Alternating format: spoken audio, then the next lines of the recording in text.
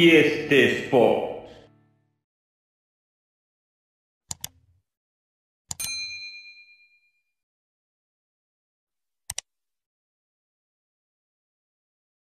Mesdames et messieurs, bonjour, salut les amis, j'espère que vous allez bien, bienvenue à la chaîne Ibracho TV ST Sport en français, tout simplement pour parler de la squad list, la sélection marocaine qui va jouer le match amical contre les États-Unis et aussi la qualification de la Coupe d'Afrique 2023, ça veut dire ceux qui ont été convoqués tout simplement par Walid Alilovic aujourd'hui, et donc on va parler aussi de son interview.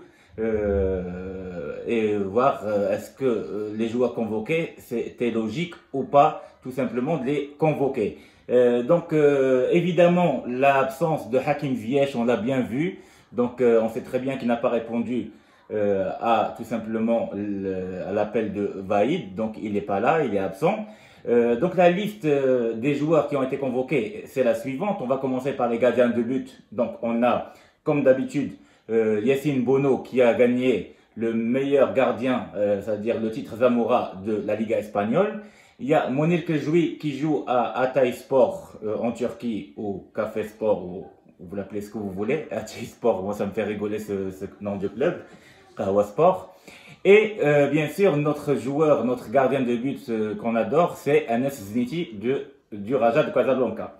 Voilà, donc les gardiens, il n'y a rien à dire, tout simplement, parce qu'on aurait pu rajouter un petit peu, peut-être, Tchagnauti, avec ce qu'il fait ces derniers temps avec le Wydad, mais on sait très bien qu'il a quelques défauts de temps en temps, il fait des erreurs techniques.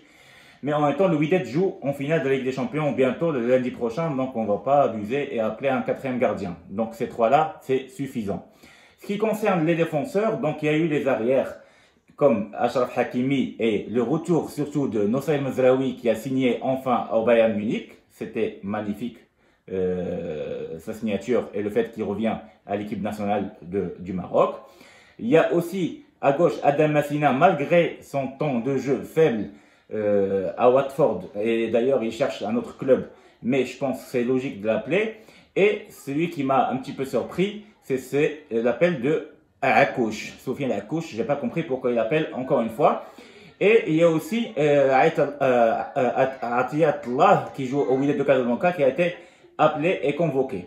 Ce qui concerne les défenseurs centraux, il n'y a pas surprise concernant Saïs, Ranem Saïs, concernant aussi Naïf Agred, il y a aussi Sami Mey, il y a Jawad Yamer et il y a Sofiane Chakla. Et ça, c'était une surprise de voir encore une fois Sofiane Chakla. On va en parler juste après pour critiquer un petit peu la liste.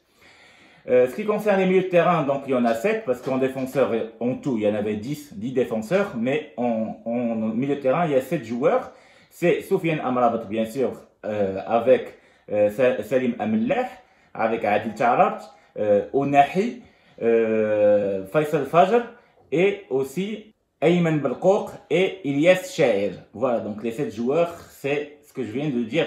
Voilà, et les attaquants, bien sûr, on sait très bien qu'il y a l'absence, donc bien sûr, de Ziyech et de Soufiane Boufal aussi qui est blessé, on le sait très bien, et aussi le Ryan Maillet qui est blessé. Donc finalement, il a choisi les attaquants suivants. Donc Youssef Msere comme d'habitude, Youb El-Kaabi, voilà aussi. Tarek Tissoudali qui a réussi à gagner le meilleur joueur étranger de la Belgique, et surtout africain plutôt, africain de la Belgique. Avec eux, il y a Mounir Haddadi qui joue à Séville, avec Tarek Zakaria Abou Khlal et aussi Amin Harich et Soufiane Rahimi. Il y a 7 joueurs encore en attaque. Donc 7 joueurs en attaque, 7 joueurs au milieu de terrain, 10 défenseurs et 3 gardiens. Ça veut dire en tout, il y a 27 joueurs. Bien sûr, sachant que Jawad Yamer et Atiyatullah, ils sont convoqués uniquement pour les matchs qui sont pour la qualification de la Coupe d'Afrique et pas pour le match amical contre les États-Unis. Donc voilà la liste complète. Ce qu'on peut critiquer, bien sûr, l'absence de Ziyech, mais malheureusement ce dossier-là est un peu fermé en ce moment, surtout que Ziyech ne veut pas revenir. Par contre, alhamdoulilah, on n'a pas compris pourquoi elle n'a pas été appelée, parce qu'ils disent apparemment c'est un problème d'ego, qu'il veut être titulaire forcément, alors que moi je comprends pas, c'est pas vrai. Alhamdoulilah, c'est un joueur parmi d'autres, et si on fait appel à lui, je pense pas qu'il va vouloir être titulaire à tout prix.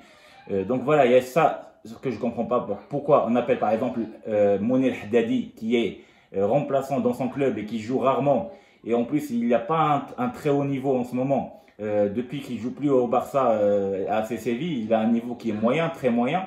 Donc Mounir Haddadi, pourquoi? Je ne comprends pas. Donc ça, c'est un mauvais choix pour moi. Au milieu de terrain, il appelle encore une fois Ayman Barkour, soi-disant qu'il joue dans une équipe qui a gagné, c'est Francfort qui a gagné la Ligue Europa. Mais désolé, Francfort déjà, elle a gagné la Ligue Europa, certes, mais c'est pas la Ligue des Champions non plus. Et c'est quelqu'un qui joue même pas. Ça fait un an pratiquement qu'il joue pas. Donc même s'il dit à chaque fois, il essaie de trouver des excuses, mais pour moi, il n'y a pas d'excuses, tout simplement. Ayman Barkour n'a pas sa place dans l'équipe du Maroc. Faisal Fajr, pareil, c'est quelqu'un qui commence à vieillir. Et pourtant, on aurait pu appeler par exemple à sa place Jebran. Pourquoi on n'appelle pas Jebran, tout simplement? Donc je ne comprends pas. Il y a des choix qui sont un peu mauvais, comme Mounir Haddadi, comme Faisal Fajr, comme Ayman Barkour. Et en défense, Soufiane Akouch, je ne comprends pas pourquoi on l'appelle. On a des joueurs comme Mohamed Chibi qui est bon. Il appelle encore Soufiane Achakla, je ne comprends pas ce choix-là, alors qu'on aurait pu appeler par exemple Achraf Dari. Je sais très bien que Badr Banoun il est blessé, mais Achraf Dari il est parfait, il est bon Achraf Dari. Même Younes Abdelhamid qui joue à Reims, il est très bon. Donc voilà, ces joueurs que j'aime pas, que j'avais pas envie de les voir, que ce soit Soufiane Chakla, Sami Mey entre parenthèses, bon, ça reste un joueur qu'on peut accepter, mais Chakla non, et Akouch non plus. Donc deux défenseurs que j'aime pas du tout, je sais pas pourquoi ils les appellent. Au milieu de terrain, Ayman Barkour, Faisal Fajr, je comprends pas ses choix aussi, donc il y a 4 joueurs incompréhensibles, plus Mounir Haddadi en attaque, c'est pas compréhensible. 5 choix, franchement, c'est entre parenthèses pour moi, ils servent à rien. Et s'il les fait jouer, franchement, c'est qu'il perd son temps avec ces joueurs-là.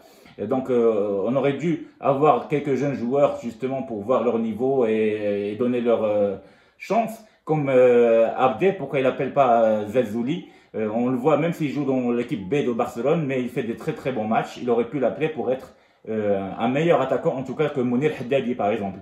Donc voilà, c'est ce que je pense, en tout cas moi-même.